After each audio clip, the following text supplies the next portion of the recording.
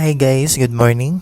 For today's video, may na-discover ako guys na napakamura ng mga bilihin. For only $39, makakabili ka na dito guys. Napakadaling puntahan lang yan dito sa Taoyuan guys. Mula sa net, lagpasan ng Napoli at sa likod ng malaking paypayan, may prutasan, tabi nun ang $39. Napakadaling puntahan guys, kaya tara, let's go. Isa nga guys ito sa nakikita ko sa TikTok na mura lang daw ang bilihin. Syempre, kailangan nating puntahan at suriin kung meron nga talaga ditong mga murang mabibili. Syempre guys, ang bubungat nga sa'yo ay ang napakalaking $39 sign. At pagpasok mo, guys, itong side na to may mga chocolates worth $39 at may kasama siyang mga promo. At meron din naman shampoo, conditioner at kung ano pa. At meron din namang soft drinks sa other side. Meron din dito mga chicheria, body wash. Guys, yung nakikita nyo sa Watsons na mga item, meron din sila dito. Gaya ng mga beauty products at kung ano-ano pa.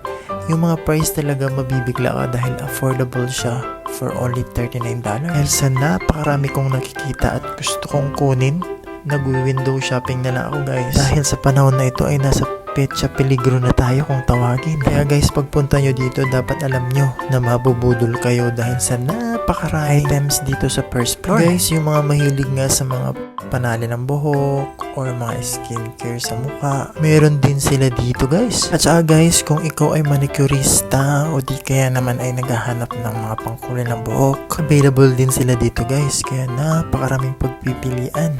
Dito pa lang yan sa first floor guys napakarami mo ng mga add to cart talaga. All in all, dito sa first floor, health and beauty, food at novelty. Hindi pa nga dito guys natatapos ang ating pag-window shopping kasi meron pa tayong second floor at third floor. Dito naman sa second floor, para sa mga household naman natin like tissues, toiletries, meron din ditong trash bag at mga tumblers. Available din dito yung mga tasa, iba't ibang klase ng mga mangkok, plato, at syempre meron din sila ditong organizer box kung kailangan ninyo, at syempre ang mga laundry baskets. Kaya medyo marami din siyang mga choices pagdating sa mga household. At ang next stop natin ay ang third floor. Bubungad sa'yo dito ang iba-ibang klase mga sleeper, katulad siya ng mga habayanas. Meron din sila dito ang iba-ibang klase ng mga laruan pang bata. May mga trucks. Available din dito guys yung plastic cups at saka plastic plates. Meron din mga paper gift wrap. At ang maganda dito guys, meron ding phone case dito sa side na to. Tsaka ang isa pa ay meron din sila ditong DIY accessories gift wrap. Kaya kung creative ka, para sa'yo talaga to.